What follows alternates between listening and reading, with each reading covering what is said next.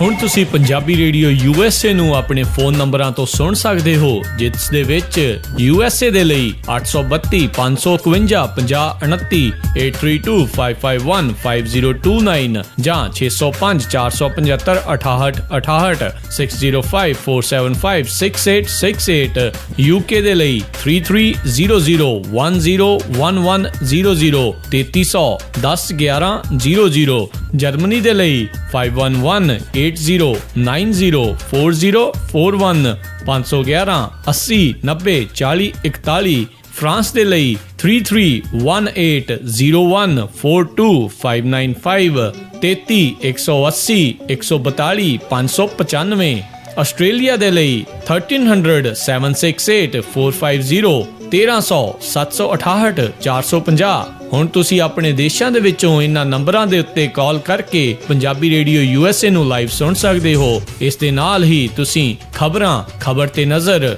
ਸਿਹਤ ਸੰਭਾਲ ਦਾ programme, non stop Punjabi ਗੀਤ, ਗੁਰਬਾਣੀ ਰੇਡੀਓ, ਸ਼੍ਰੀ ਦਰਬਾਰ ਸਾਹਿਬ ਜੀ ਦੇ ਹੁਕਮਨਾਮਾ ਸਾਹਿਬ ਦੀ ਵਿਆਖਿਆ ਪੰਜਾਬੀ ਅਤੇ ਅੰਗਰੇਜ਼ੀ ਦੇ ਵਿੱਚ, ਵੱਖ-ਵੱਖ ਗੁਰੂ ਘਰਾਂ ਦਾ ਸਿੱਧਾ ਪ੍ਰਸਾਰਣ, ਇਹ ਸਾਰਾ ਕੁਝ ਇਹਨਾਂ ਨੰਬਰਾਂ ਤੇ ਡਾਇਲ ਕਰਕੇ ਸੁਣ ਸਕਦੇ ਹੋ।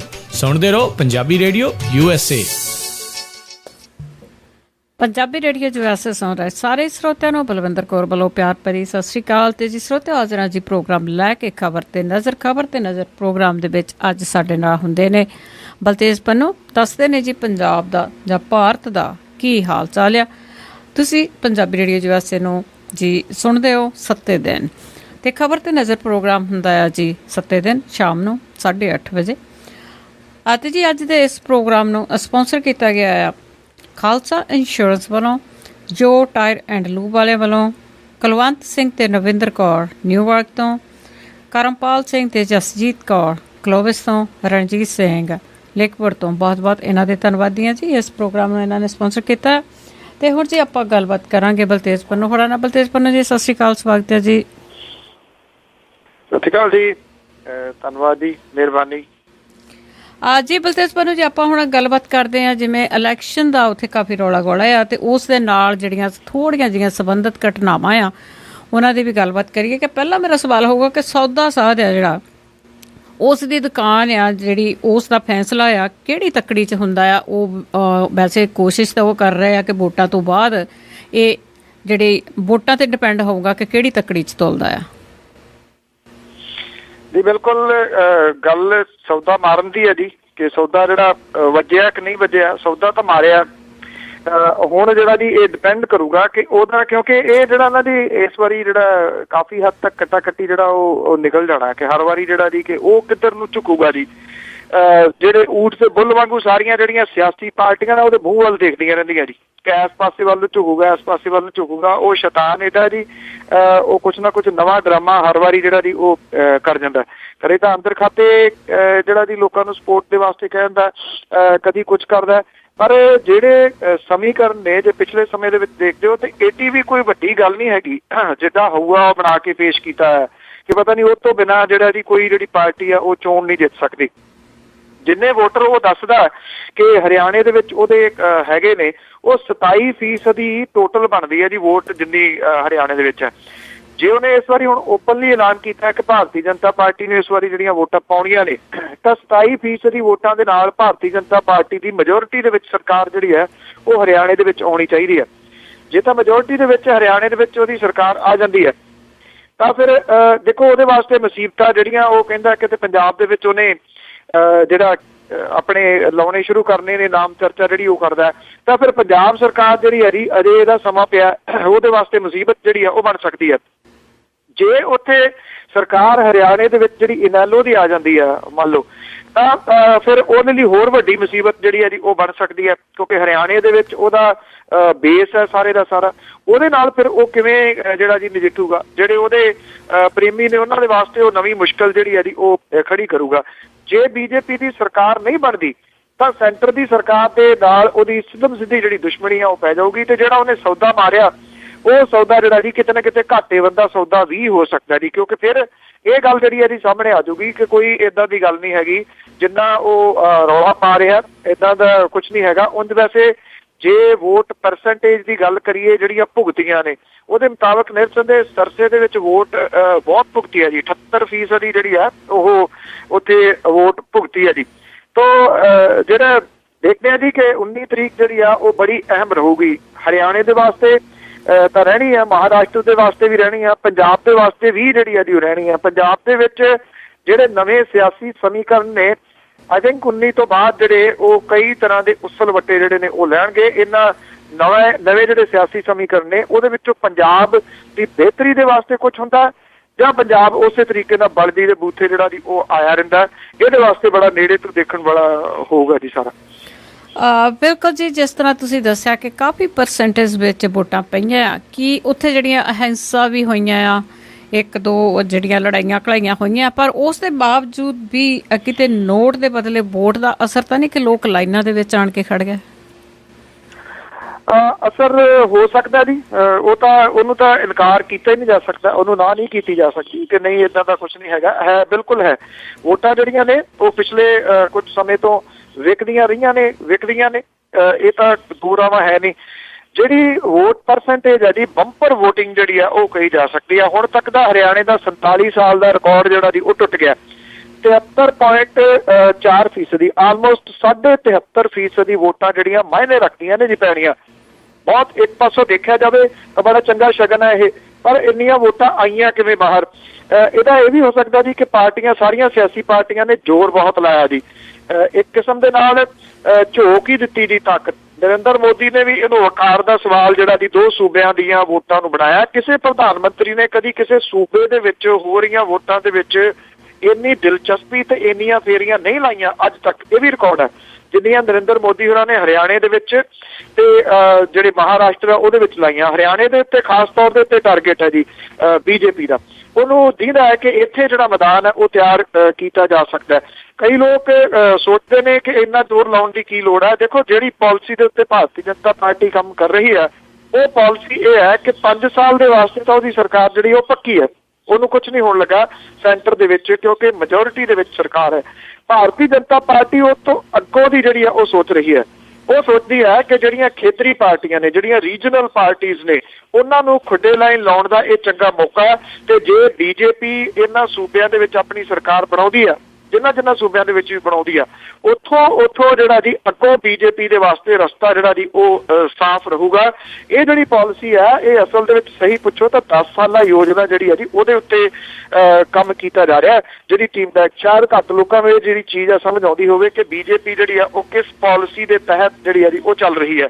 ਜੇ ਪੰਜਾਬ ਦੇ ਵਿੱਚ ਜਿਹੜੀ RSS ਹੈ ਉਹਦਾ ਇੱਕ ਧੜਾ ਪੰਜਾਬ ਦੇ ਪਿੰਡਾਂ ਨੂੰ ਚੱਲੋ ਮੁਹਿੰਮ ਨੂੰ ਜਿਹੜਾ ਉਭਾਰ ਰਿਹਾ ਜਾਂ ਉਹਦੇ ਉੱਤੇ ਕੰਮ ਕਰ ਰਿਹਾ, ਜਿਹੜਾ ਅੰਦਰ ਖਾਤੇ ਕਰੀ ਜਾ ਰਿਹਾ, ਇਹ ਅਕਾਲੀਆਂ ਨੂੰ ਸਮਝ ਵੀ ਨਹੀਂ ਜੀ ਕਿ ਕਿੱਥੇ ਇਹ ਜਿਹੜਾ ਜੀ ਕੰਮ ਹੋ ਰਿਹਾ, ਕਿਉਂ ਹੋ ਰਿਹਾ, ਇਹਦੇ ਜਿਹੜੇ ਆਉਣ ਵਾਲੇ ਪ੍ਰਭਾਵ ਨੇ ਉਹ ਕਿਹੋ ਜਿਹੇ ਪੈਣਗੇ।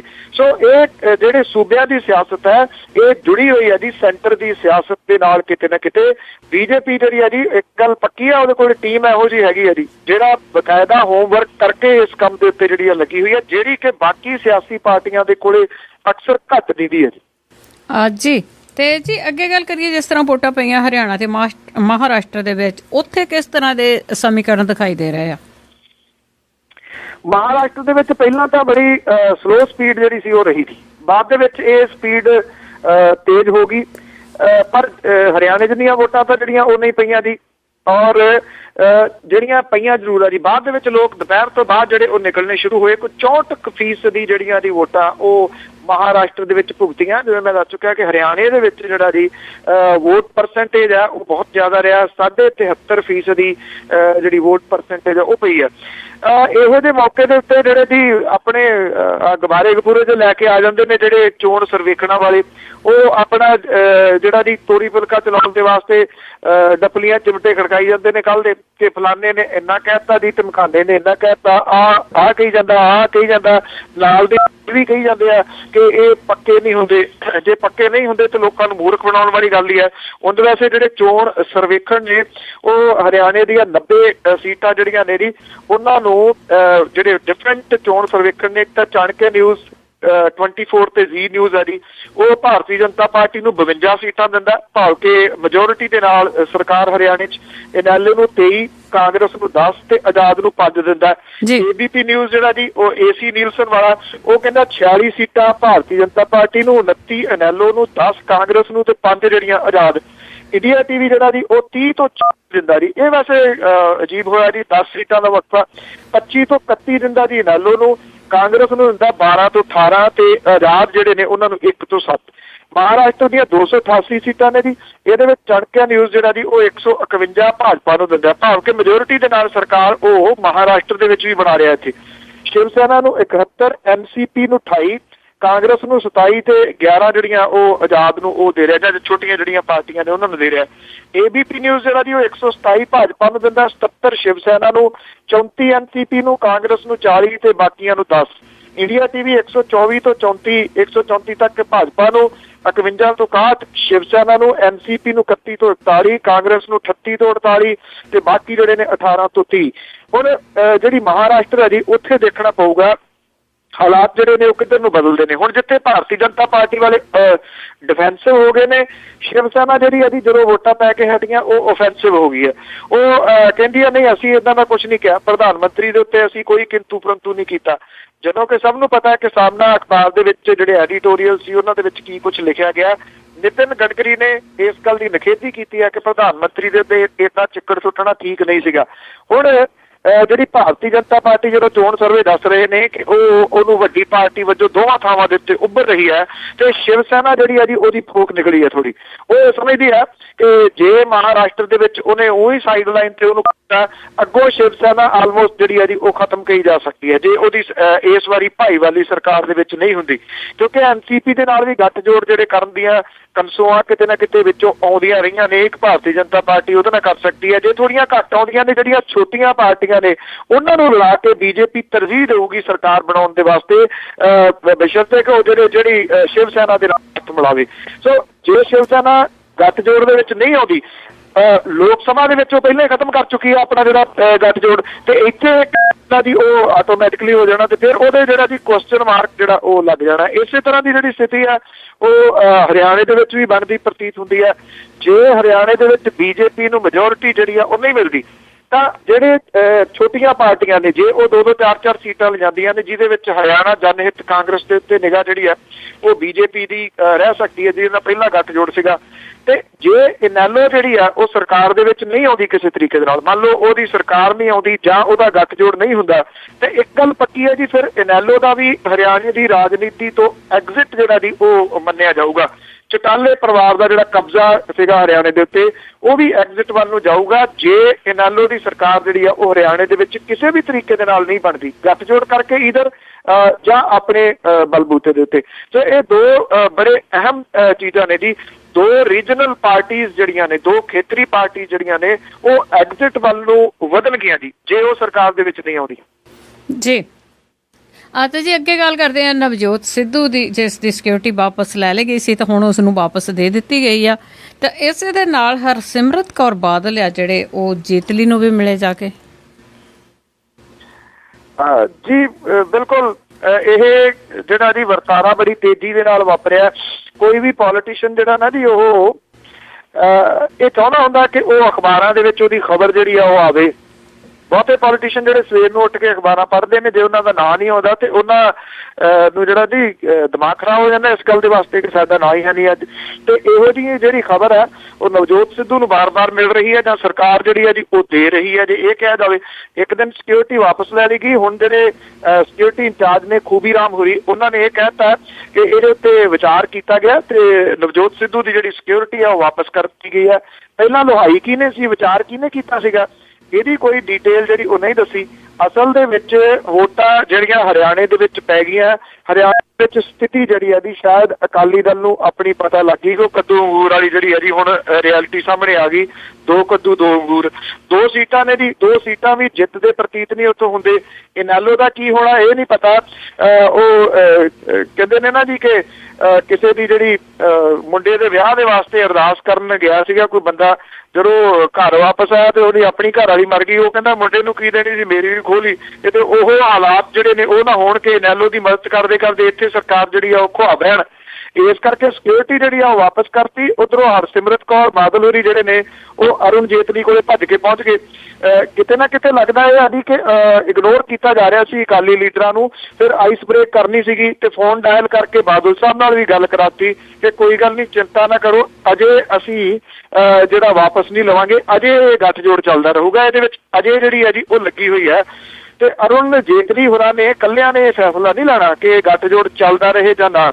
ਅਸਲ ਦੇ ਵਿੱਚ ਬਖੀਏ ਢੇੜਨੇ ਤਾਂ ਅਰੁਣ ਜੇਤਲੀ ਨੇ ਸ਼ੁਰੂ ਕੀਤੇ ਆ ਜਦੋਂ ਦੀ ਉਹਨਾਂ ਨੇ ਚਿੱਠੀ ਜਿਹੜੀ ਆ ਜੀ ਉਹ ਸਰਕਾਰ ਨੂੰ ਲਿਖੀ ਹੈ।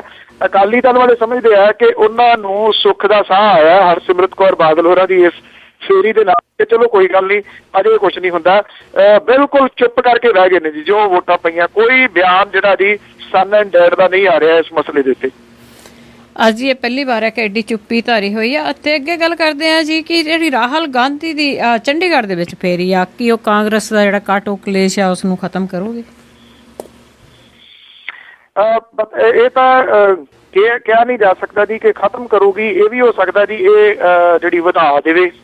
ਉਹਦਾ ਰੀਜ਼ਨ ਇਹ ਆ ਕਿ ਜਿਹੜੇ ਕੈਪਟਨ ਅਮਰਿੰਦਰ ਸਿੰਘ ਹੋਰੀ ਨੇ ਉਹਨਾਂ ਨੂੰ ਉਹ ਸੈਂਟਰ ਦੇ ਵਿੱਚ ਲੈ ਗਈ ਸੀ ਕਾਂਗਰਸ। ਉੱਥੇ ਉਹਨਾਂ ਨੇ ਉਪ ਨੇਤਾ ਵੀ ਬਣਾਤਾ ਵਿਰੋਧੀ ਧਿਰ ਦਾ ਕਿ ਇਹਦੇ ਨਾਲ ਸ਼ਾਇਦ ਪੰਜਾਬ ਦੇ ਵਿੱਚ ਖਿੱਚਾ ਧੂਈ ਜਿਹੜੀ ਘੱਟ ਹੋ ਜੇ, ਪਰ ਇਹ ਘਟਣ ਦੀ ਬਜਾਏ ਹੋਰ ਵੱਧ ਗਈ। ਜਿੰਨੇ MLAs ਨੇ ਮੈਕਸੀਮਮ ਜਿਹੜੇ ਨੇ ਉਹ ਕੈਪਟਨ ਅਮਰਿੰਦਰ ਸਿੰਘ ਦੇ ਖੇਮੇ ਦੇ ਵਿੱਚ ਚਲੇ ਗਏ ਨੇ। ਪ੍ਰਤਾਪ ਸਿੰਘ ਬਾਜਵਾ ਇਕੱਲੇ ਨੇ ਜੀ ਤੁਰੇ ਫਿਰਦੇ ਇਸ ਵੇਲੇ। ਸੋ ਉਹਨਾਂ ਦੇ ਵੱਲੋਂ ਕੋਸ਼ਿਸ਼ ਜਿਹੜੀ ਹੈ ਇਹ ਕੀਤੀ ਜਾ ਰਹੀ ਹੈ ਕਿ ਰਾਹੁਲ ਗਾਂਧੀ ਨੂੰ ਇਹ ਦੱਸਿਆ ਜਾਵੇ ਕਿ ਸਾਰਾ ਪ੍ਰਬੰਧ ਪ੍ਰਤਾਪ ਸਿੰਘ ਬਾਜਵਾ ਨੇ ਕੀਤਾ ਤੇ ਕੈਪਟਨ ਅਮਰਿੰਦਰ ਸਿੰਘ ਹੋਰੀ ਇਸ ਤਰੀਕੇ ਨਾਲ ਵਿਚਰ ਰਹੇ ਨੇ ਕਿ ਬੇਸ਼ੱਕ ਪ੍ਰਬੰਧ ਤੁਸੀਂ ਕੀਤਾ, ਉਸ ਪ੍ਰਬੰਧ ਨੂੰ ਵਰਤਾਂਗੇ ਤਾਂ ਅਸੀਂ। ਇਹ ਕਿਹਾ ਜਾ ਰਿਹਾ ਕਿ ਰਾਹੁਲ ਗਾਂਧੀ ਜਿਹੜੇ ਉਹ ਅਨੁਸ਼ਾਸਨ ਦਾ ਪਾਠ ਪੜ੍ਹਾਉਣ ਦੇ ਵਾਸਤੇ ਆ ਰਹੇ ਨੇ। ਕਾਂਗਰਸ ਨੂੰ ਜਿਹੜਾ ਜੀ ਇੱਥੇ ਕਿਸੇ ਕੰਮ ਲਾਉਣ ਦੇ ਵਾਸਤੇ ਆ ਰਹੇ ਨੇ। ਅਕਾਲੀ ਸਰਕਾਰ ਦੇ ਵਿਰੁੱਧ ਮੋਰਚਾ ਜਿਹੜਾ ਜੀ ਉਹ ਖੋਲ੍ਹਣ ਦੇ ਵਾਸਤੇ ਜਿਹੜਾ ਆ ਰਹੇ ਨੇ। ਦੇਖਦੇ ਕਿ ਸੋਨੇ ਦਾ ਚਮਚਾ ਮੂੰਹ 'ਚ ਲੈ ਕੇ ਜੰਮੇ ਰਾਹੁਲ ਗਾਂਧੀ ਹੋਰੀ ਜਿੱਦਾਂ ਦੀ ਇਸ ਸਿਆਸਤ ਨੂੰ ਕਿਸੇ ਤਰੀਕੇ ਦੇ ਨਾਲ ਜਿਹੜੀ ਸਿਆਸਤ ਦੇ ਵਿੱਚ ਜਿਹੜੀ ਇੱਕ ਦੂਜੇ ਦੀ ਲੈਗ ਪੁਲਿੰਗ ਵਾਲੀ ਜਿਹੜੀ ਇਹਨਾਂ ਦੀ ਉਹਦੇ ਵਾਸਤੇ ਕੁਝ ਕਰ ਸਕਦੇ ਨੇ ਯਤਨ ਜਾਂ ਨਹੀਂ ਤਾਂ ਅਦਰਵਾਈਜ਼ ਇਹ ਹੈ ਜੀ ਕਿ ਕਾਂਗਰਸ ਜਿਵੇਂ ਛਿੱਤਰੀ ਦਾਲ ਬਣ ਰਹੀ ਹੈ, ਉਹਨੇ ਬੀਤੇ ਤੋਂ ਕੁਝ ਵੀ ਜਿਹੜਾ ਜੀ ਉਹ ਸਿੱਖਿਆ ਨਹੀਂ। ਤੋ ਇਹਦਾ ਹੱਲ ਜਿਹੜਾ ਜੀ ਜਿੰਨੀ ਦੇਰ ਤੱਕ ਨਾ ਕੀਤਾ ਜਿਹੜੀ ਕਾਂਗਰਸ ਹਾਈ ਕਮਾਂਡ ਹੈ ਉਨੀ ਦੇਰ ਤੱਕ ਕੁਝ ਨਹੀਂ ਹੋ ਸਕਣਾ ਜੀ। ਜੇ ਸਿਰਫ ਇਹ ਹੈ ਕਿ ਪਿੰਡੇ ਤੇ ਜ਼ਖਮ ਨੇ ਉੱਤੋਂ ਦੀ ਸ਼ਰਟ ਪਵਾ ਕੇ ਰਾਹੁਲ ਗਾਂਧੀ ਚਲੇ ਜਾਣਗੇ ਤਾਂ ਫਿਰ ਇਹਦੇ ਵਿੱਚੋਂ ਕੁਝ ਵੀ ਜਿਹੜਾ ਜੀ ਉਹ ਨਿਕਲਣਾ ਨਹੀਂ ਗਾ। ਉਹਨਾਂ ਨੂੰ ਪਹਿਲਾਂ ਤਾਂ ਗਰਾਊਂਡ ਲੈਵਲ ਦੇ ਉੱਤੇ ਆ ਕੇ ਪੰਜਾਬ ਦੀ ਜਿਹੜੀ ਅਸਲ ਕਹਾਣੀ ਹੈ ਪੰਜਾਬ ਦੀ ਸਿਆਸਤ ਦੀ ਕਿ ਇੱਥੋਂ ਦੀ ਸਿਆਸਤ ਕਿਹੜੇ ਤਰੀਕੇ ਨਾਲ ਚੱਲਦੀ ਹੈ। ਅੱਜ ਵੀ ਜੇ ਕੈਪਟਨ ਅਮਰਿੰਦਰ ਸਿੰਘ ਕਹੇ ਕਿ ਮੈਂ ਤਾਂ ਲੰਮੇ ਪਾ ਲੂੰ, ਖੂੰਡਾ ਫੜ ਲੂੰ, ਤੇ ਲੋਕ ਤਾੜੀਆਂ ਮਾਰ ਦਿੰਦੇ ਨੇ ਕਿਉਂਕਿ ਲੋਕ ਅਜੇ ਵੀ ਸਮਝਦੇ ਨੇ ਪਤਾ ਨਹੀਂ ਖੂੰਡੇ ਦੇ ਨਾਲ ਹੀ ਸਾਰਾ ਕੁਝ ਹੱਲ ਹੋਣਾ ਜੀ। ਇੱਥੋਂ ਦੀ ਮੈਂਟੈਲਿਟੀ ਇਹੋ ਜਿਹੀ ਹੈ, ਜੇ ਉਹਨੂੰ ਨਾ ਸਮਝਿਆ ਗਿਆ, ਉਹਦੇ ਆਧਾਰਿਤ ਸਿਆਸਤ ਨਾ ਕੀਤੀ ਗਈ ਤਾਂ ਕਾਂਗਰਸ ਜਿਹੜੀ ਹੈ ਜੀ ਉਹ ਨਿਰਸੰਦੇਹ ਅਜੇ ਅੱਗੇ ਹੋਰ ਨੁਕਸਾਨ ਜਿਹੜਾ ਝੱਲੂਗੀ ਕਿਉਂਕਿ ਨਗਰ ਨਿਗਮ ਦੀਆਂ ਜਿਹੜੀਆਂ ਚੋਣਾਂ ਆ ਰਹੀਆਂ ਨੇ ਉਹਦੇ ਵਿੱਚ ਪਾਟੋ ਧਾੜ ਹੋਈ ਫਿਰਦੀ ਕਾਂਗਰਸ ਜਿਹੜੀ ਉਹ ਆਪਣਾ ਨੁਕਸਾਨ ਜ਼ਿਆਦਾ ਕਰੂਗੀ ਵਿਰੋਧੀ ਧਿਰ ਦਾ ਕਰਨ ਨਾਲੋਂ ਜੀ। ਅੱਜ ਜੀ ਤਾਂ ਇੱਕ ਜੀ ਆਪਾਂ ਗੱਲਬਾਤ ਕਰੀਏ ਜਿਵੇਂ ਨਸ਼ਾ ਸਕੈਂਡਲ ਆ ਸਰਵਣ ਸਿੰਘ ਫਲੌਰ ਦਾ ਤੇ ਉਹਦੇ ਨਾਲ ਹੋਰ ਵੀ ਵਿਧਾਇਕ ਆ ਬਹੁਤ ਸਾਰੇ ਉਹ ਜੁੜੇ ਹੋਏ ਆ, ਉਹਦੀ ਕੋਈ ਹੈ ਅਪਡੇਟ? ਅਵਿਨਾਸ਼ ਚੰਦਰ ਵਾਲਾ ਜਿਹੜਾ ਮਾਮਲਾ ਜਿਹਾ ਉਹਦਾ ਤੁਸੀਂ ਜੇ ਜ਼ਿਕਰ ਕਰ ਰਹੇ ਹੋ, ਬਿਲਕੁਲ ਜਿਹੜੀ ਇਨਫੋਰਸਮੈਂਟ ਡਾਇਰੈਕਟੋਰੇਟ ਹੈ ਜੀ ਅੱਜ ਸੰਤੋਖ ਸਿੰਘ ਚੌਧਰੀ ਦੀ ਪੇਸ਼ੀ ਜਿਹੜੀ ਆ ਉਹ ਹੋਊਗੀ। ਔਰ ਇਸ ਤੋਂ ਇਲਾਵਾ ਜਿਹੜੀ ਇਨਫੋਰਸਮੈਂਟ ਡਾਇਰੈਕਟੋਰੇਟ ਹੈ ਜੀ ਉਹਨੇ ਲੁਧਿਆਣੇ ਦੇ ਵਿੱਚ ਇੱਕ ਜਿਹੜੀ ਫੈਕਟਰੀ ਆ ਉਹਦੇ ਉੱਤੇ ਛਾਪਾ ਮਾਰਿਆ। ਇਹ ਜਿਹੜੀ ਫੈਕਟਰੀ ਹੈ ਜੀ ਇਹ ਸਾਈਕਲ ਐਕਸਪੋਰਟਰ ਦੀ ਫੈਕਟਰੀ ਹੈ।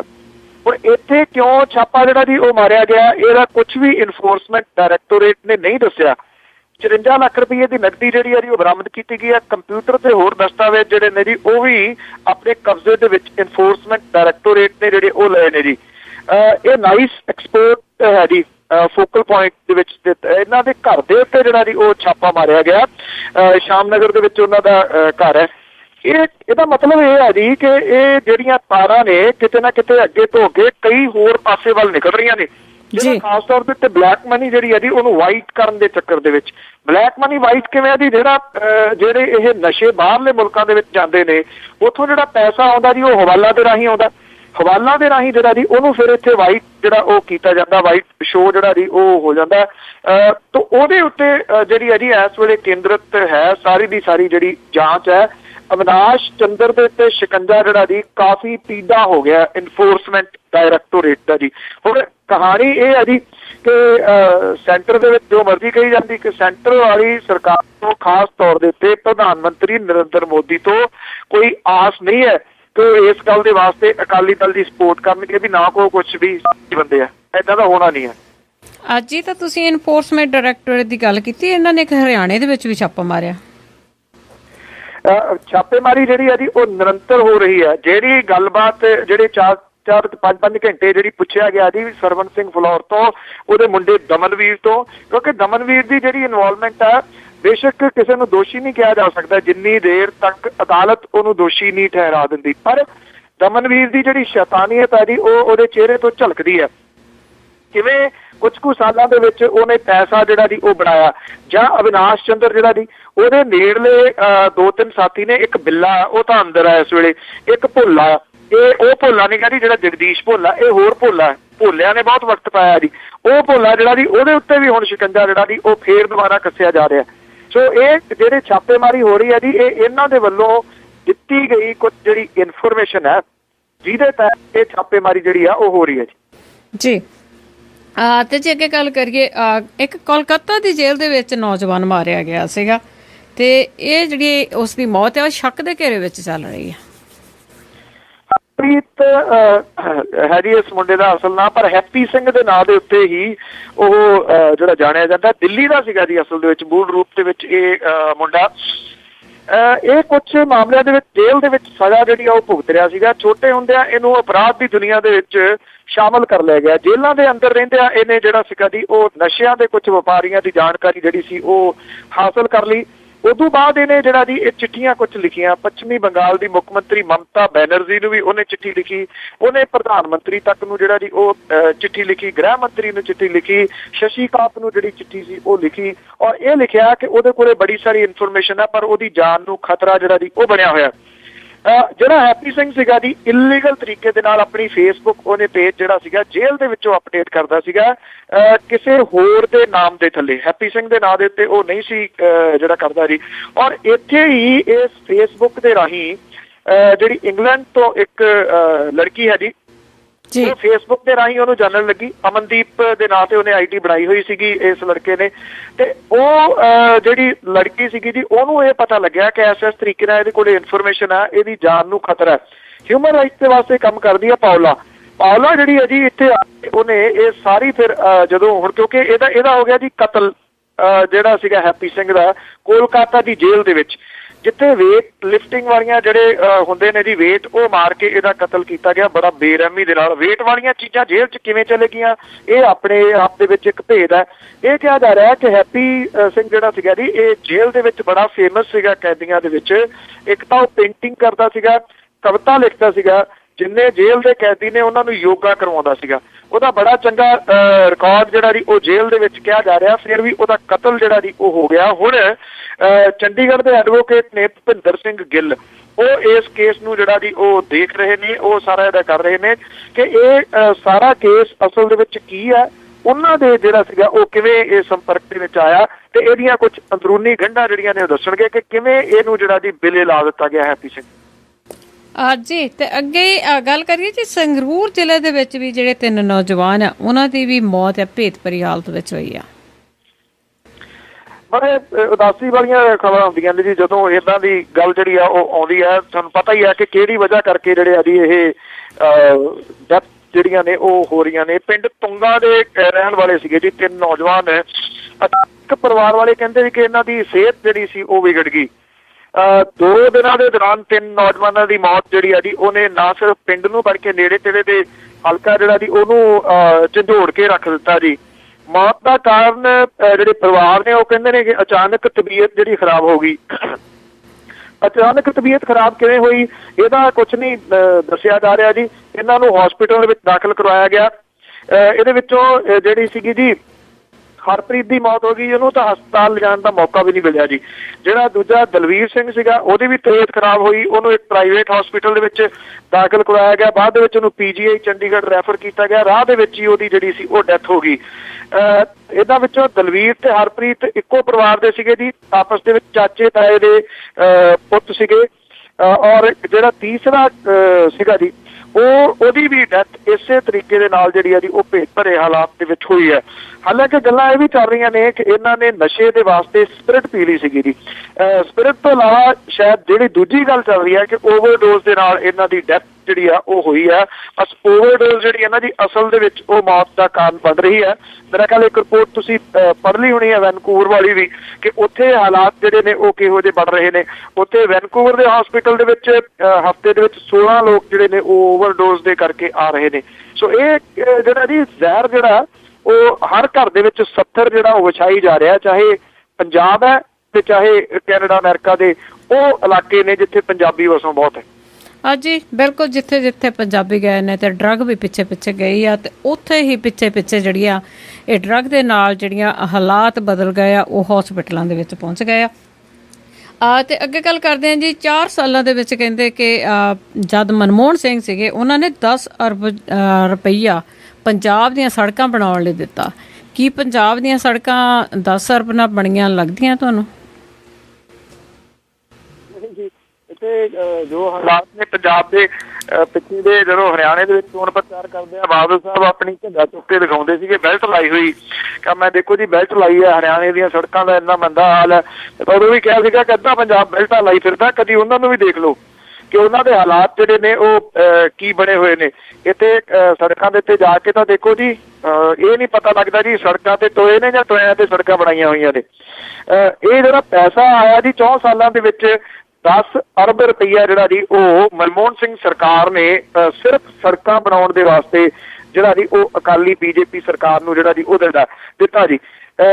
ਬੇਸ਼ੱਕ ਅਕਾਲੀ ਦਲ ਵਾਲੇ ਜਿੰਨਾ ਮਰਜ਼ੀ ਕਹੀ ਜਾਣ ਕਿ ਮਤੇਈ ਮਾਂ ਸੀਗੀ, ਹੁਣ ਲਿਆ ਕੇ ਦਿਖਾਉਣ ਦੀ ਇੰਨਾ ਪੈਸਾ। ਜਿਹੜੇ ਰਾਈਟ ਟੂ ਇਨਫੋਰਮੇਸ਼ਨ ਐਕਟ ਹੈ ਉਹਦੇ ਤਹਿਤ ਇਹ ਸਾਰੀ ਜਿਹੜੀ ਇਹਦੀ ਜਾਣਕਾਰੀ ਮਿਲੀ ਹੈ ਕਿ 10 ਅਰਬ ਰੁਪਈਆ ਜਿਹੜਾ ਜੀ ਉਹ ਆਇਆ ਇੱਥੇ। ਕਿਹੜੀਆਂ ਸੜਕਾਂ ਦੇ ਉੱਤੇ ਲੱਗਿਆ ਉਹ ਇਹ ਨਹੀਂ ਪਤਾ ਜੀ। ਸੜਕਾਂ ਵੀ ਉਹ ਨੇ ਕਿ ਇੱਕ ਮਾੜਾ ਜਿਹੇ ਕਣੀਆਂ ਦੀ ਨਾਲ ਦੀ ਨਾਲ ਜਿਹੜੀ ਲੁੱਕ ਆ ਉਹਦਾ ਰੰਗ ਲੈ ਜਾਂਦਾ। ਲੁੱਕ ਦਾ ਰੰਗ ਇਸ ਕਰਕੇ ਰਹਿ ਜਾਂਦਾ ਜੀ ਕਿ ਲੁੱਕ ਮਹਿੰਗੀ ਆ, ਲੁੱਕ ਪਾਈ ਨਹੀਂ ਜਾਂਦੀ। ਉਹਦੀ ਜਗ੍ਹਾ ਦੇ ਉੱਤੇ ਪਤਾ ਨਹੀਂ ਕਾਲਾ ਕਰਕੇ ਕੀ ਪਾ ਜਾਂਦੇ ਆ ਜੀ। ਮੀਂਹ ਆਉਣ ਦੀ ਦੇਰ ਆ, ਉਹ ਸਾਰਾ ਕੁਝ ਉਖੜ ਕੇ ਜਿਹੜਾ ਜੀ ਉਹ ਪਾਣੀ ਦੇ ਨਾਲ ਹੀ ਰੁੜ ਜਾਂਦਾ। ਮੁੜ ਕੇ ਉਦੋਂ ਬਾਅਦ ਜਿਹੜੀ ਕਿਸੇ ਦੀ ਜ਼ਿੰਮੇਵਾਰੀ ਨਹੀਂ ਤਕਰੀਬਨ ਬਣਦੀ ਜੀ। ਆਹ ਨੈਸ਼ਨਲ ਹਾਈਵੇ ਜਿਹੜਾ ਬਣ ਰਿਹਾ ਉਹ ਜ਼ਰੂਰ ਪ੍ਰੋਪਰ ਬਣ ਰਿਹਾ, ਕਿਉਂਕਿ ਉਹ ਸੈਂਟਰ ਦੇ ਅੰਡਰ ਹੈ। ਉਹ ਚਾਹੇ ਕਿਸੇ ਵੀ ਸਰਕਾਰ ਦੇ ਟਾਈਮ ਬਣਦਾ ਰਿਹਾ ਹੋਵੇ, ਪਿਛਲੀ ਦੇ ਜਾਂ ਮੌਜੂਦਾ ਜਿਹੜਾ ਜੀ, ਉਹ ਜ਼ਰੂਰ ਠੀਕ ਹੈ। ਜਿਹੜੀਆਂ ਸ਼ਹਿਰਾਂ ਪਿੰਡਾਂ ਦੇ ਅੰਦਰਲੀਆਂ ਸੜਕਾਂ ਨੇ ਜਾਂ ਪ੍ਰਧਾਨ ਮੰਤਰੀ ਗ੍ਰਾਮੀਣ ਯੋਜਨਾ ਦੇ ਤਹਿਤ ਜਿਹੜੀਆਂ ਬਣਦੀਆਂ ਨੇ, ਉਹ ਕੋਈ ਗਰੰਟੀ ਵਾਲੀਆਂ ਨੇ। ਜਿਹੜੀਆਂ ਇੱਥੇ ਬਣ ਰਹੀਆਂ ਨੇ ਜੀ, ਉਹ ਤਾਂ ਬਸ ਰੱਬ ਹੀ ਰਾਖਾ ਜੀ ਉਹਨਾਂ ਸੜਕਾਂ ਦਾ। ਜੀ ਤੇ ਅੱਗੇ ਜੀ ਗੱਲ ਕਰੀਏ, ਜਿਵੇਂ ਦੀਵਾਲੀ ਆ ਪੰਜਾਬ ਦੇ ਵਿੱਚ, ਜਿਹੜੀ ਕਹਿੰਦੇ ਦੀਵਾਲੀ ਆ ਉਹ ਬਹੁਤੀ ਚਾਨਣੀ ਨਹੀਂ ਹੋਊਗੀ। ਇਸ ਵੇਲੇ ਹਾਲਾਤ ਜਿਹੜੇ ਨੇ ਜੀ ਇਹ ਬਣੇ ਨੇ ਕਿ ਤੁਸੀਂ ਜਿੱਧਰ ਨੂੰ ਮਰਜ਼ੀ ਚੱਲ ਜਾਓ, ਤੁਹਾਨੂੰ ਕੋਈ ਨਾ ਕੋਈ ਧਰਨਾ ਪ੍ਰਦਰਸ਼ਨ, ਰੋਸ ਮੁਜ਼ਾਹਰਾ ਜਿਹੜਾ ਜੀ ਉਹ ਵੇਖਣ ਨੂੰ ਮਿਲ ਜਾਂਦਾ, ਜਿਹਦੇ ਵਿੱਚ ਬਹੁਤੇ ਜਗ੍ਹਾ ਦੇ ਤੇ ਜਿਵੇਂ ਗੋਬਿੰਦਗੜ੍ਹ ਦੇ ਵਿੱਚ ਜਿਹੜੇ ਇੱਥੋਂ ਦੇ ਇੰਡਸਟਰੀਅਲਿਸਟ ਨੇ ਜੀ, ਉਹ ਧਰਨਾ ਲਾ ਕੇ ਬੈਠੇ ਹੋਏ ਨੇ। ਤਾਂ ਮਹੀਨੇ ਤੋਂ ਉੱਪਰ ਹੋ ਗਿਆ ਉਹਨਾਂ ਨੂੰ ਜੀ, ਉਹਨਾਂ ਦੀ ਕੋਈ ਸੁਣਵਾਈ ਨਹੀਂ। ਮਿੱਲਾਂ ਬੰਦ ਨੇ, ਮਿੱਲਾਂ ਬੰਦ ਹੋਣ ਦੀ ਵਜ੍ਹਾ ਕਰਕੇ ਮਜ਼ਦੂਰ ਵਿਚਾਰੇ ਵਿਹਲੇ ਬੈਠੇ ਨੇ। 26,000 ਬੰਦਾ ਗੋਬਿੰਦਗੜ੍ਹ ਦੀਆਂ ਮਿੱਲਾਂ ਦੇ ਵਿੱਚ ਕੰਮ ਕਰਦਾ ਜੀ। 26,000 ਫੈਮਲੀਜ਼, ਇਟ ਮੀਨਸ ਕਿ ਉੱਥੋਂ ਜਿਹੜੀਆਂ ਉਹ ਰੋਜ਼ੀ ਰੋਟੀ ਉਹਨਾਂ ਦੀ ਚੱਲਦੀ ਆ। ਚੌਂਕੀਦਾਰ ਜਿਹੜੇ ਨੇ ਪੰਜਾਬ ਦੇ, ਉਹ ਧਰਨਾ ਲਾ ਕੇ ਚੰਡੀਗੜ੍ਹ ਬੈਠੇ ਨੇ। ਟੀਚਰ ਯੂਨੀਅਨ ਵਾਲੇ ਜਿਹੜੇ ਨੇ ਉਹ ਧਰਨਾ ਲਾ ਕੇ ਬੈਠੇ ਨੇ। 5 ਮਹੀਨੇ ਤੋਂ ਉਹਨਾਂ ਨੂੰ ਜਿਹੜੀਆਂ ਤਨਖਾਹਾਂ ਨਹੀਂ ਮਿਲੀਆਂ। PRTC ਵਾਲੇ ਨੇ ਜੀ, ਉਹ ਕੱਲ ਟ੍ਰੈਫਿਕ ਰੋਕੀ ਬੈਠੇ ਸਨ, ਉਹਨਾਂ ਨੂੰ ਤਨਖਾਹਾਂ ਨਹੀਂ ਮਿਲੀਆਂ। ਪੈਨਸ਼ਨਾਂ ਜਿਹੜੀਆਂ ਨੇ ਉਹ PRTC ਵਾਲਿਆਂ ਨੂੰ ਨਹੀਂ ਮਿਲ ਰਹੀਆਂ ਜੀ। PRTC ਵਾਲੇ ਕਹਿੰਦੇ ਨੇ ਕੋਈ ਨਹੀਂ, ਅਟਕ ਜਾਓ, ਜ਼ਮੀਨਾਂ ਵੇਚਦੇ ਆ, ਫਿਰ ਤੁਹਾਨੂੰ ਪੈਨਸ਼ਨਾਂ ਜਿਹੜੀਆਂ ਉਹ ਦੇਵਾਂਗੇ। ਕਦੋਂ ਮਿਲਣਗੀਆਂ ਇਹਦਾ ਕੁਛ ਨਹੀਂ ਪਤਾ। ਦੀਵਾਲੀ ਇੱਕ ਇਸ ਤਰ੍ਹਾਂ ਦਾ ਸੀਜ਼ਨ ਹੁੰਦਾ ਜੀ, ਜਿਹੜਾ ਫੈਸਟੀਵਲ ਸੀਜ਼ਨ ਜਾਂ ਮੈਕਸੀਮਮ ਸਪੈਂਡ ਜਿਹੜਾ ਜੀ ਹੁੰਦਾ ਮਾਰਕੀਟਾਂ ਦੇ ਵਿੱਚ। ਔਰ ਮਾਰਕੀਟ ਵਾਲੇ ਜਿਹੜੇ ਨੇ ਜੀ, ਜਿਹੜੇ ਦੁਕਾਨਦਾਰ ਨੇ, ਉਹ ਪੂਰਾ ਸਾਲ ਉਡੀਕਦੇ ਰਹਿੰਦੇ ਨੇ ਇਸ ਤਿਉਹਾਰ ਨੂੰ, ਇਸ ਕਰਕੇ ਕਿ ਉਹਨਾਂ ਨੇ ਕਮਾਈ ਜਿਹੜੀ ਆ ਜੀ ਆਪਣੀ ਕਰਨੀ ਹੁੰਦੀ ਆ। ਪੂਰਾ ਸਾਲ ਉਹਨਾਂ ਨੇ ਵੀ ਆਪਣੇ ਟੱਬਰ ਪਾਲਣੇ ਹੁੰਦੇ ਨੇ। ਪਰ ਇਸ ਵਾਰੀ ਕੋਈ ਰੌਣਕ ਵਗੈਰਾ ਜਿਹੜੀ ਹੈ ਨਾ ਜੀ ਅਜੇ ਤੱਕ ਬਾਜ਼ਾਰਾਂ ਵਗੈਰਾ ਦੇ ਵਿੱਚ ਵੇਖਣ ਨੂੰ ਨਹੀਂ ਮਿਲ ਰਹੀ। ਉਹਦਾ ਰੀਜ਼ਨ ਇਹ ਹੈ ਕਿ ਜਿਹੜੇ ਸਪੈਂਡ ਕਰਨ ਵਾਲੇ ਨੇ, ਜਿਹੜੇ ਬਾਇਰ ਨੇ, ਉਹਨਾਂ ਨੂੰ ਤਨਖਾਹਾਂ ਹੀ ਨਹੀਂ ਮਿਲੀਆਂ ਜੀ। ਤੋਂ ਇਸ ਕਰਕੇ ਉਹ ਹਰ ਚੀਜ਼ ਦੇ ਉੱਤੇ ਕੱਟ ਜਿਹੜਾ ਜੀ ਉਹ ਲਾ ਰਹੇ ਨੇ, ਤੇ ਫਿਰ ਇਹ ਸਰਕਲ ਹੀ ਘੁੰਮਣਾ ਨਾ ਜੀ ਹਰ ਚੀਜ਼ ਦੇ ਉੱਤੇ। ਤੋਂ ਸਰਕਲ ਕਿਵੇਂ ਘੁੰਮੂਗਾ ਤੁਸੀਂ ਅੰਦਾਜ਼ਾ ਲਾ ਸਕਦੇ ਹੋ ਕਿ ਜਿਨ੍ਹਾਂ ਦੇ ਵਿਚਾਰਿਆਂ ਦਾ ਹਾਲਾਤ ਇਹ ਨੇ ਜੀ ਕਿ ਹੁਣ ਜਿਹੜੀਆਂ ਕਾਲੋਨੀ ਦੇ ਵਿੱਚ ਖੁੱਲੀਆਂ ਹੁੰਦੀਆਂ ਦੁਕਾਨਾਂ ਕਾਰਨਰ ਵਾਲੀਆਂ, ਉਹਨਾਂ ਤੋਂ ਉਹਨਾਂ ਨੂੰ ਅੱਖ ਬਚਾ ਕੇ ਲੰਘਣਾ ਪੈਂਦਾ ਵੀ ਆਵਾਜ਼ ਨਾ ਮਾਰ ਲੇ, ਪਿਛਲੇ 4 ਮਹੀਨਿਆਂ ਦੇ ਪੈਸੇ ਰਹਿੰਦੇ ਆ। ਇਹਨਾਂ ਲੋਕਾਂ ਨੇ ਜੀ ਹਰ ਮਹੀਨੇ ਜਿਹੜਾ ਜੀ ਉਹ ਕਮਾ ਕੇ ਉੱਥੇ ਫਿਰ ਦੇਣਾ ਹੁੰਦਾ, ਪਰ ਜਦੋਂ ਉਹਨਾਂ ਨੂੰ ਹੁਣ ਤਨਖਾਹਾਂ ਹੀ ਨਹੀਂ ਮਿਲਦੀਆਂ 5-5 6-6 ਮਹੀਨੇ ਤੋਂ, ਤੇ ਕਿਹੋ ਜਿਹੀ ਦੀਵਾਲੀ ਉਹਨਾਂ ਦੇ ਵਾਸਤੇ ਹੋਊਗੀ ਤੁਸੀਂ ਸਮਝ ਸਕਦੇ ਹੋ। ਹਾਂ, ਜਿਹੜੇ ਸਿਆਸਤਦਾਨ ਨੇ ਉਹਨਾਂ ਨੂੰ ਮਠਿਆਈ ਦੇ ਡੱਬੇ ਜਿਹੜੇ ਨੇ ਉਹਨਾਂ ਦੇ ਵਿੱਚ ਨੋਟ ਜ਼ਰੂਰ ਮਿਲ ਜਾਣਗੇ। ਅਖੀਰ ਦੇ ਵਿੱਚ ਆਜ਼ਨਾਮਾ ਤੇ ਦਾਬਾ ਚੋਖਾ ਚਟਾਲੇ ਦਾ ਨਜ਼ਰ ਆਉਂਦਾ, ਭੀੜ ਭਾਜਪਾ ਮਗਰ ਨਹੀਂ ਘਟਮੀ ਆ। ਦਾਬਾ ਚੋਖਾ ਚਟਾਲੇ ਦਾ ਨਜ਼ਰ ਆਉਂਦਾ, ਭੀੜ ਭਾਜਪਾ ਮਗਰ ਨਹੀਂ ਘਟਮੀ ਆ। ਕਿਹੜੀ ਧਿਰ ਲਈ ਪਏ ਹਨ ਵੋਟ, ਕਿੰਨੇ ਮੁਸ਼ਕਲ ਫਰਕ ਦੀ ਲੱਭਣੀ ਵਟਮੀ ਆ। ਕਾਰੋਬਾਰੀ ਤਾਂ ਮਗਰ ਸਭ ਭਾਜਪਾ ਦੇ, ਆ ਗਏ ਨਾਲ ਚਟਾਲੇ ਦੇ ਜੱਟ ਮੀਆਂ। ਹਾਲਤ ਹੁੱਡਾ ਦੀ ਜਾਪਦੀ ਬੜੀ ਮਾੜੀ, ਬਿਨਾਂ ਚੁੰਗਾ ਤੋਂ ਖੁੱਲੀ ਪਈ ਹਟਮੀਆਂ। ਲਾਉਣ ਵਾਲੇ ਕਿਆਸੇ ਨੇ ਮਾਰ ਜਿਹੜੇ, ਆ ਕੇ ਇੱਕ ਥਾਂ ਜਾਂਦੇ ਹੀ ਅਟਕਮੀਆਂ। ਲਾਉਣ ਵਾਲੇ ਕਿਆਸੇ ਨੇ ਮਾਰ ਜਿਹੜੇ, ਆ ਕੇ ਇੱਕ ਥਾਂ ਜਾਂਦੇ ਹੀ ਅਟਕਮੀਆਂ। ਵਿੱਚ ਹਵਾ ਦੇ ਗਈ ਜਿਉਂ ਲਟਕ ਦਿੱਲੀ, ਜਾਵੇ ਉਦਾਂ ਹਰਿਆਣਾ ਨਾਲ ਲਟਕਮੀਆਂ। ਥੈਂਕ ਯੂ ਜੀ, ਬਹੁਤ ਬਹੁਤ ਧੰਨਵਾਦ। ਸਤਿ ਸ਼੍ਰੀ ਅਕਾਲ ਜੀ। ਸਤਿ ਸ਼੍ਰੀ ਅਕਾਲ ਜੀ। 24 ਘੰਟਿਆਂ ਦੇ ਵਿੱਚ ਕਿਹੜੀਆਂ ਘਟਨਾਵਾਂ ਬਣੀਆਂ ਸੁਰਖੀਆਂ? ਪੰਜਾਬ, ਭਾਰਤ, ਪਾਕਿਸਤਾਨ, ਅਮਰੀਕਾ ਤੇ ਵਿਸ਼ਵ ਭਰ ਦੀਆਂ ਖਬਰਾਂ। ਕਿਹੜੇ ਸਿਆਸਤਦਾਨ ਨੇ ਕੀ ਕਿਹਾ, ਕੀ ਕਰ ਰਹੀ ਹੈ ਸਰਕਾਰ, ਕੀ ਵਿਰੋਧੀ ਧਿਰ ਆਪਣਾ ਰੋਲ ਨਿਭਾ ਰਹੀ ਹੈ। ਟੈਕਸੀ ਟਰੱਕ ਇੰਡਸਟਰੀ ਦੀਆਂ ਖਬਰਾਂ ਤੇ ਰਹੇਗੀ ਸਾਡੀ ਅੱਖ।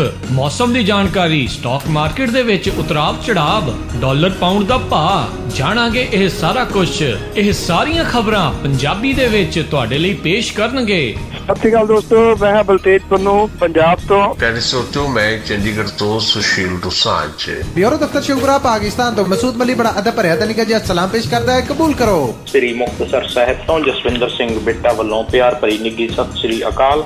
ਸੈਨੋਜ਼ੇ ਸਟੂਡੀਓ ਤੋਂ ਮੈਂ ਰਾਜਕਰਨਵੀਰ ਸਿੰਘ, ਮੈਂ ਹਰਜੋਤ ਸਿੰਘ ਖਾਲਸਾ ਅਤੇ ਮੈਂ ਗੁਰਸਿਮਰਨ ਸਿੰਘ। ਦਿਨ ਭਰ ਦੇ ਵਿੱਚ ਅੱਡ-ਅੱਡ ਸਮਿਆਂ ਤੇ ਸੁਣਨਾ ਨਾ ਭੁੱਲਿਓ, ਸਿਰਫ ਪੰਜਾਬੀ ਰੇਡੀਓ USA ਤੇ। ਵਧੇਰੇ ਜਾਣਕਾਰੀ ਲਈ ਕਾਲ ਕਰੋ 408 272 5200, 408272 5200 ਜਾਂ 408 722 7698, 408722 7698।